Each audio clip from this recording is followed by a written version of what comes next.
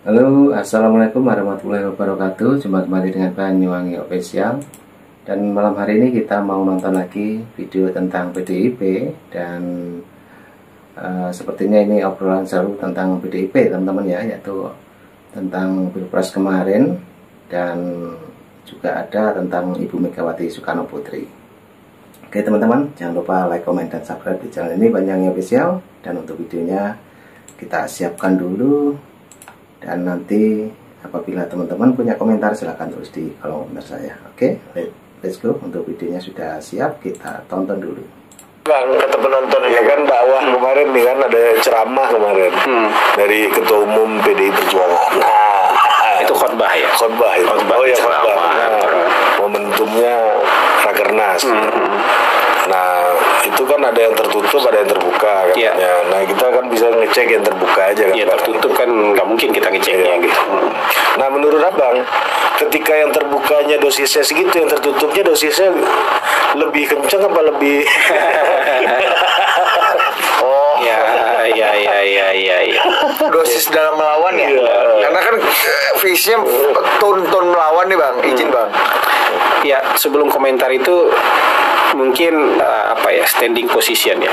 Saya ini orang yang sangat berharap PDIP itu bergabung ke dalam pemerintahan. Ini standing position saya sebagai orang yang memperhatikan politik ya. Orang yang berharap sangat serius. Bukan pendukung Pak Prabowo. Kalau sebagai pendukung Pak Prabowo nggak enak lah ngomongnya kayak gitu, karena mungkin ada yang lebih legitimate untuk bicara kayak gitu. Tapi sebagai orang yang memperhatikan politik Indonesia, saya adalah orang yang ingin sekali misalnya PDIP ini bergabung bersama pemerintahan Prabowo Gibran. Tentu banyak pertimbangan. Tapi menurut saya yang pertama itu lebih efektif dan efisien aja ketika misalnya bergabung itu PDIP, maka kekuatan support politiknya tuh di atas 60%. Hanya satu, artinya kan hanya deal dengan satu pihak, tapi kekuatan politiknya nambahnya signifikan. Efektif ya. Kalau yang lain itu untuk dengan jumlah yang sama kira-kira, dealnya dengan dua orang. Dealnya dengan dua partai gitu loh. Tentu share-nya juga lebih tidak mudah karena itu dengan dua kekuatan. Dan kemudian ketika misalnya berjalan itu pemerintah, nanti mungkin keriuhannya, kalau misalnya gini, berenam dengan bertujuh kan keriuhannya itu beda. Kan beda itu. Keriuhan berenam riuh juga, tapi tentu sedikit di bawah keriuhan bertujuh kan. Paham lah maksudnya. Yang kedua, PDIP ini oposisi yang tangguh. Oposisi yang tangguh itu dia bisa merepotkan. Karena memang punya daya tahan sebagai oposisi, dan 10 tahun itu menurut saya Pak SBY lumayan pusing dengan PDIP jadi oposisi. Makanya Pak SBY berapa kali itu berusaha untuk merangkul PDIP supaya masuk ke dalam. Kan kita mendengar dan membaca beritanya lah, bagaimana ada tawaran terhadap Ibu Puan untuk masuk, tawaran bahkan Pak Taufik Kemas dikasih jadi ketua MPR. Karena memang ini oposisi yang tangguh. Dan yang ketiga tentu kita mikirkan yang agak-agak dalam kemarin konflik bersaudara yang agak dalam kan dua kutub ini. Jadi kalau misalnya masuk kan menurut saya rekonsiliasinya dalam tanda kutip, walaupun mungkin ini tidak separah tahun 2014 2019, tapi rekonsiliasinya bisa Dua kutub di mana Bang, izin Bang? Ya kutub ini kutub yang berseberangan bukan karena visi misi, bukan karena program kerja, tapi karena perasaan. Kalau dengan Anies mungkin berbeda soal visi misi, program kerja. Tapi ini kalau menurut saya ini arah kebijakan ini mirip-mirip aja nih berdua. 02, 03 ini perwakilan dari keberlanjutan. Cuma ini keberlanjutan yang agak-agak ada revisinya dikit yang 03 ini. Tapi nggak banyak yang harus disesuaikan. Begitu digabung bisa langsung sesuai dia. Kalau dengan koalisi perubahan dia harus menyesuaikan, belok patah dia. Itu yang saya bilang, belok patahnya harus di mana itu. Nah, ya kira-kira ada banyak pertimbangan, tapi kira-kira 3 inilah. Cuman dengan melihat pidato kemarin, walaupun tidak ada pernyataan yang lugas, tapi hawa-hawanya semakin menjauh. Nah, walaupun tidak ada pernyataan tegas, tapi hawa-hawanya yang ditangkap oleh publik itu makin menjauh. Misalnya tetap bilang pemilu penuh kecurangan, entah pemilu yang mana nih. Kan pemilu ada nggak cuma satu, ditarik dalam satu kenapa pemilu curang. Pikiran orang asosiasinya ke pilpres itu. Karena kalau mau pileg kan PDIP-nya menang. Kena TSM. Iya, TSM berarti kan bukan di pileg dia bicaranya, karena di pilegnya PDI-nya menang. Berarti kan bicara di pilpres. Kemudian penyalahgunaan kekuasaan apa dan segala macam sehingga kita ini begini-begini gitu. Dan itu di underline beberapa kali. Dan sama kan seperti yang disampaikan oleh Sekjen sebelum-sebelumnya, ini penegasan dari apa yang disampaikan oleh Sekjen dalam beberapa kesempatan sebelumnya aja. Nah, begitu penutup juga menurut saya rekomendasinya ya sama. Walaupun tidak secara langsung mengutarakan kami akan berada di luar, enggak.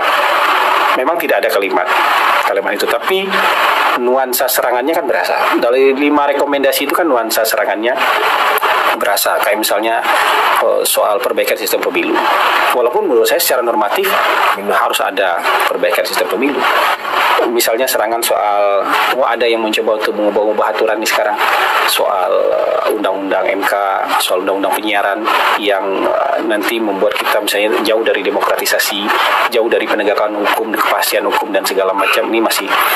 Kemudian misalnya yang terakhir itu yang bikin Mbak Puan nangis itu poin yang mohon maaf kepada seluruh Indonesia kalau ada kader kami yang melanggar etika, melanggar konstitusi dan segala macam. Ini kan asosiasif ya, itu si Sekjen itu kali.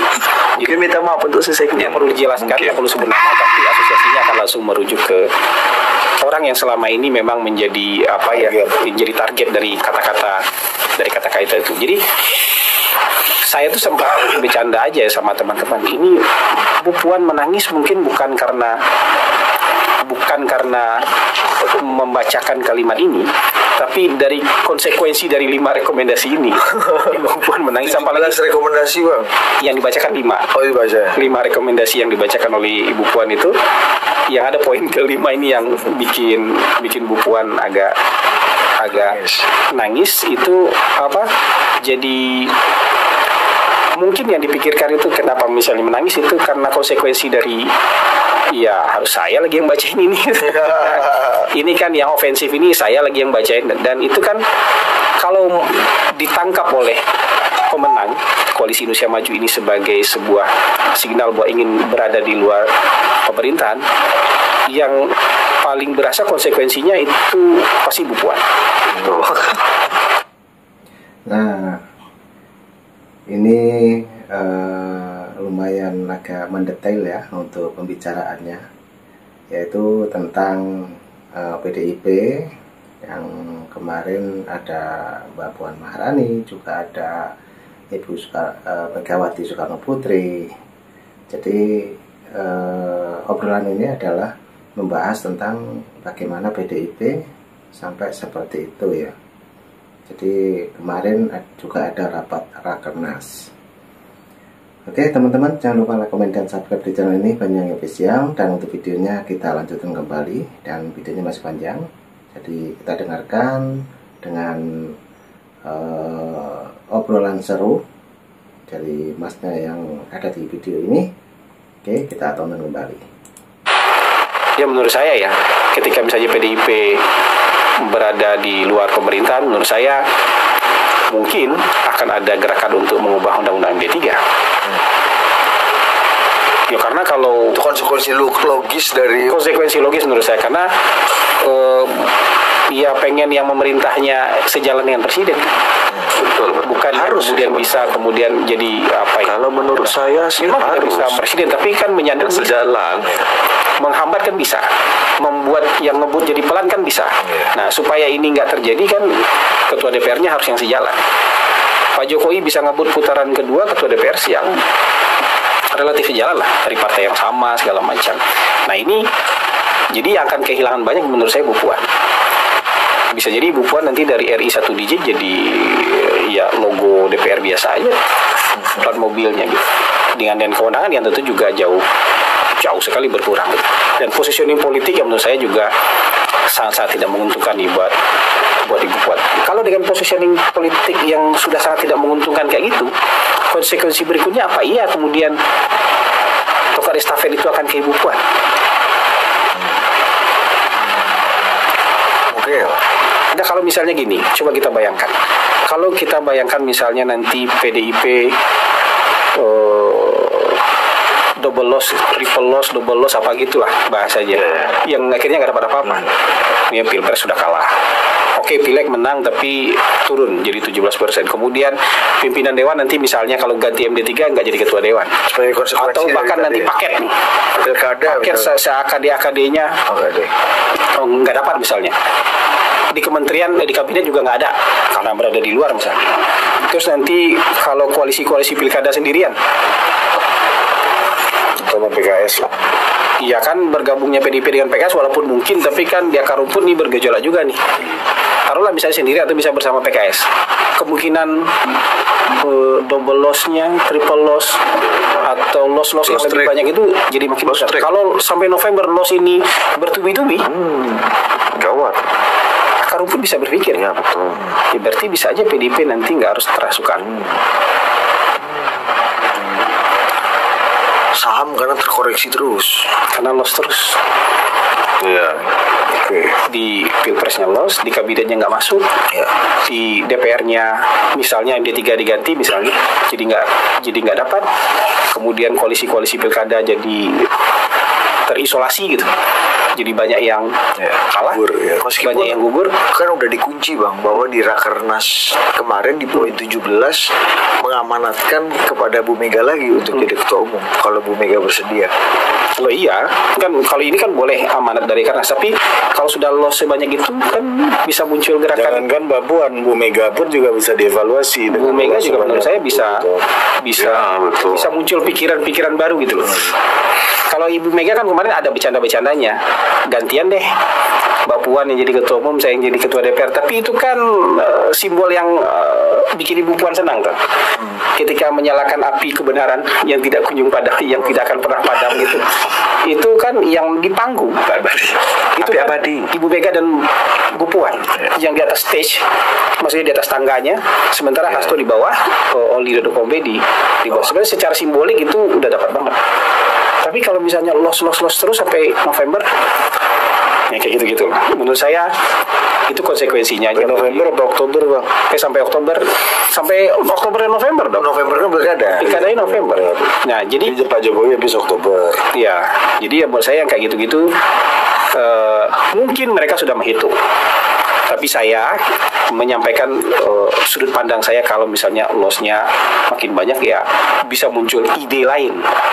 Selain ide Rakernas ini bisa muncul ide lain soal kepemimpinan PDIP berikutnya.